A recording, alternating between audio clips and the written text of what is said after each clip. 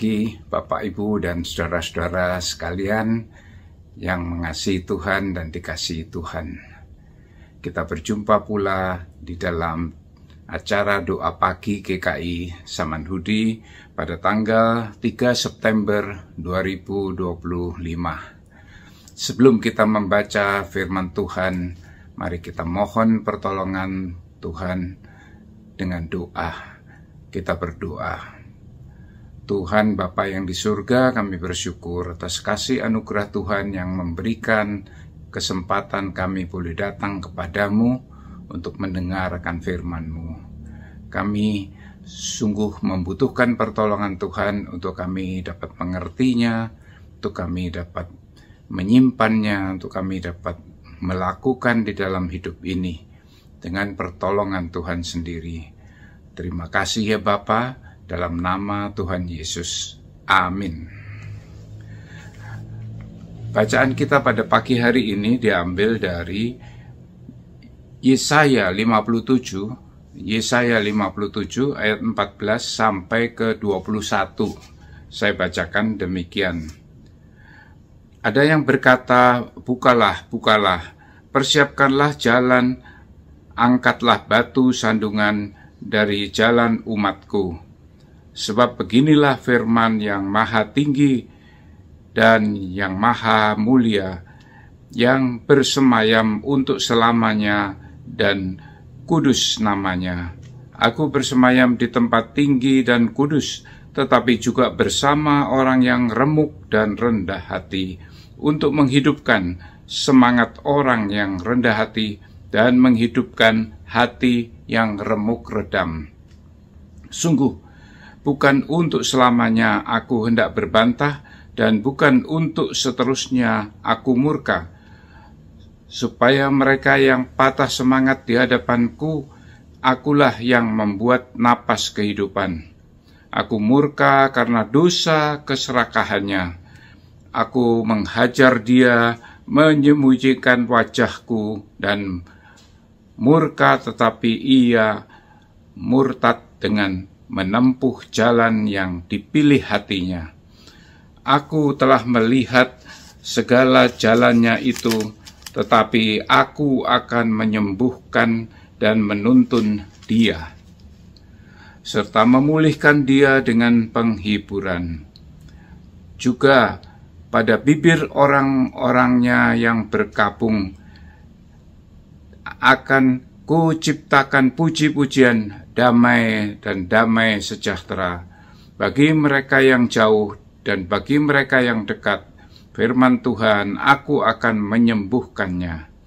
Namun orang fasik seperti laut yang bergelombang, sebab tidak dapat tetap tenang, dan airnya mengempaskan sampah dan kotoran. Tiada damai bagi orang-orang fasik itu. Firman Allahku. Bapak, Ibu, dan saudara-saudara sekalian,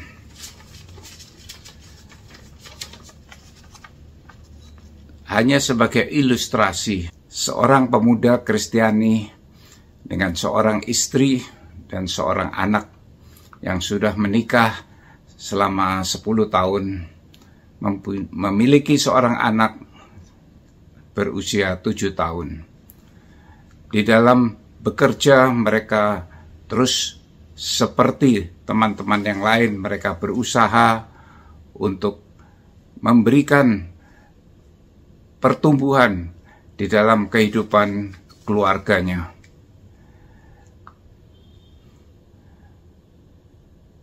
Namun hari demi hari dirasakan bahwa pekerjaan ini terlalu membosankan. Berjalan dengan rutin dan seolah-olah hanya diulang-ulang. Padahal kita tahu bahwa semua ini, kehidupan ini ada di dalam pemeliharaan Tuhan. Maka sang pemuda ini berdoa kepada Tuhan, mohon diberi tantangan-tantangan baru supaya kehidupannya menjadi lebih bergairah. Tuhan mengabulkan. Tuhan memberikan kesempatan dia. Dia mendapat tugas dari bosnya untuk menjadi pimpro sebuah proyek. Maka kehidupannya menjadi sangat bergairah dan dia berusaha dengan keras, berusaha dengan sungguh-sungguh sepenuh hati untuk mensukseskan proyek ini. Karena ini adalah suatu masa depan baginya. Tapi tanpa disengaja, dalam perjalanan ini, dia menjadi terlalu lelah.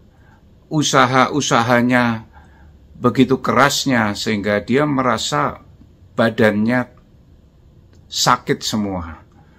Apakah ini flu, apakah ini COVID, dia tidak tahu. Dan keadaan ini membuat semangat dia agak menurun. Lalu apa yang terjadi? Kejadian berita yang mengejutkan. Orang tuanya mendadak tergelincir dan jatuh. Dan kakinya patah. Maka hal yang sudah direncanakan beberapa waktu yang lalu dengan pasangannya untuk mengambil suatu liburan bersama setelah 10 tahun bekerja, ternyata harus gagal karena dia harus mengeluarkan biaya-biaya untuk orang tuanya ke rumah sakit. Dalam keadaan yang stres, dalam keadaan ini dia merasa lebih sensitif dan lebih emosional. Maka terjadilah konflik dengan istrinya. Maka perjalanan ini menjadi berat buat dia. Dalam keadaan yang stres seperti ini, firman Tuhan datang kepadanya dan berbunyi, "Marilah kepadaku, hai kamu yang letih lesu dan berbeban berat." Inilah firman yang dahulu sudah pernah didengarnya, tapi sudah hampir dilupakannya. Dan ini dalam keadaan yang membutuhkan yang seperti ini, firman itu akan keluar kembali dari ingatannya, akan mengingatkan dia. Perjalanan belum selesai, kesulitan datang lagi, bertumpuk lagi. Dia melanjutkan menyelesaikan proyeknya. Maka apa yang terjadi? Proyek yang ditanganinya belum bisa berhasil.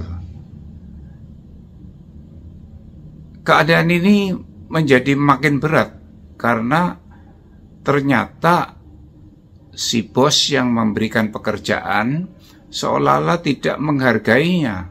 Segala usaha, segala kesungguhan dan pemikiran-pemikiran yang diberikannya tidak dihargai oleh si bos. Yang penting hasilnya mana? Dia kecewa berat. Dan akhirnya dia merasa tidak sanggup aku menyelesaikan pekerjaanku ini. Tapi firman Tuhan datang lagi kepada dia, bahwa dia pernah mendengar bahwa pencobaan-percobaan yang diberikan adalah pencobaan-pencobaan yang biasa, tidak melebihi kekuatan manusia. Allah itu setia, dia tidak akan memberikan pencobaan melebihi kekuatan kita. Apabila kamu dicobain, Dia akan memberikan jalan keluar untuk kamu dapat menanggungnya. Nah, di sini dia mendengar firman lagi, bahwa firman yang didengarnya dulu akhirnya kembali berbicara kepada dia. Nah, dia teringat kehidupannya yang rutin, tenang, yang biasa-biasa aja, tapi sungguh menyenangkan. Dia lupa bahwa itu adalah anugerah Tuhan yang diberikan juga pada setiap orang. Bahwa penyertaan yang biasa-biasa itu adalah juga Tuhan bekerja di dalamnya. Tuhan juga menjaga, menolong, dan melindungi, memeliharakan. Ini yang dilupakan banyak orang. Dia ingin kembali kepada kehidupan yang tenang seperti itu.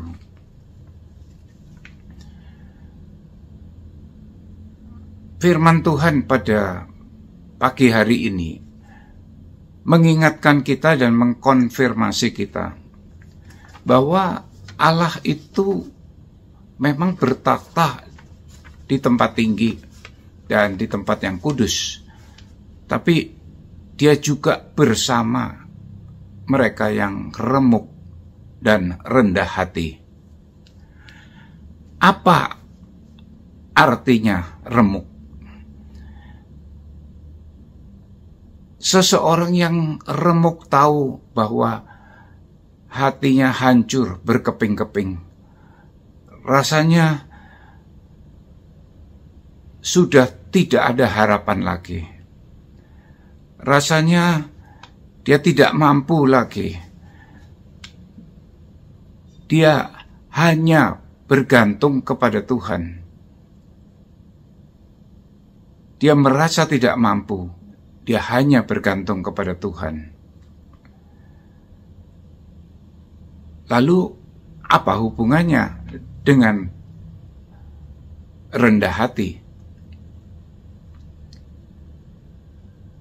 Saya teringat pada waktu Tuhan Yesus bertemu dengan seorang wanita Kanaan. Wanita Kanaan ini anaknya sakit.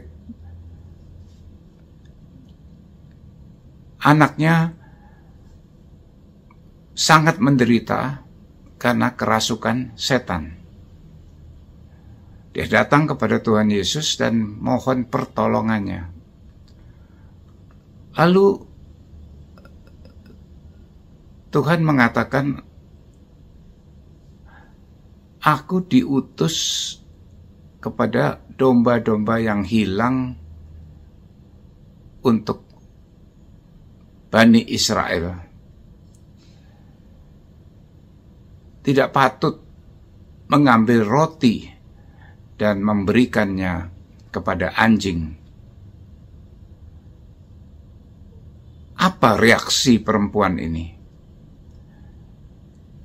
Reaksinya adalah, tapi anjing makan remah-remah yang jatuh dari meja tuannya.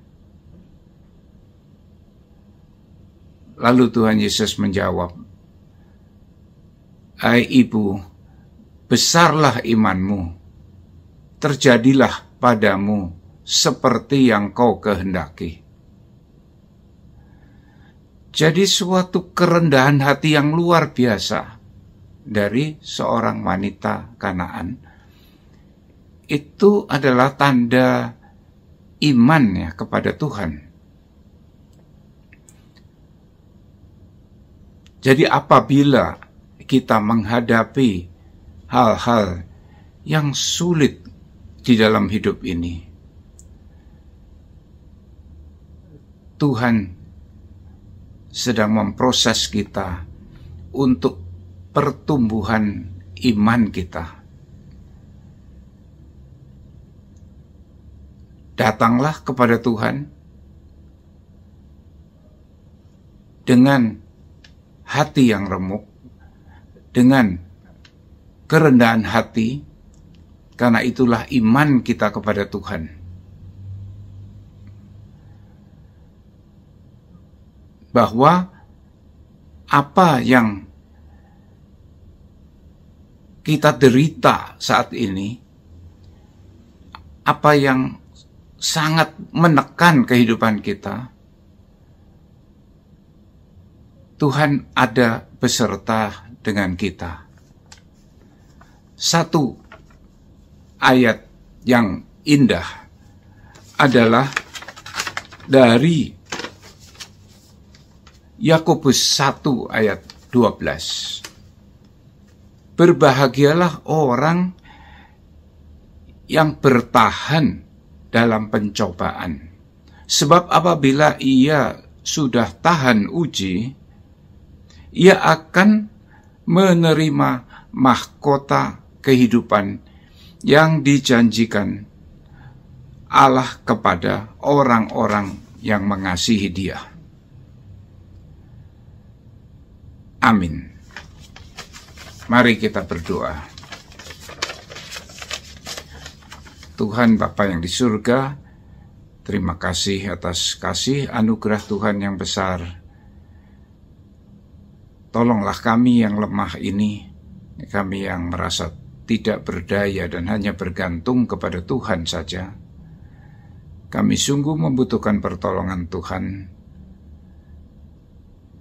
agar Tuhan yang menolong memproses kami untuk pertumbuhan iman kami dari waktu ke waktu, untuk kami boleh siap diproses oleh Tuhan sendiri.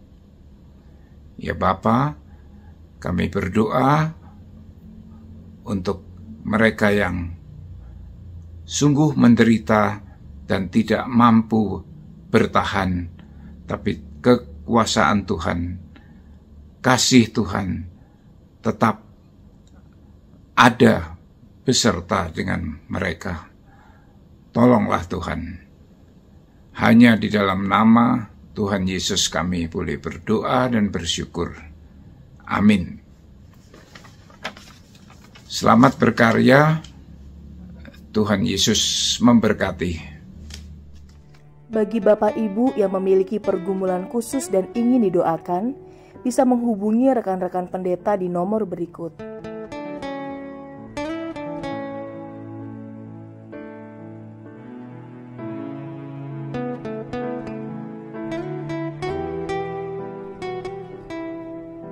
Tuhan Yesus memberkati.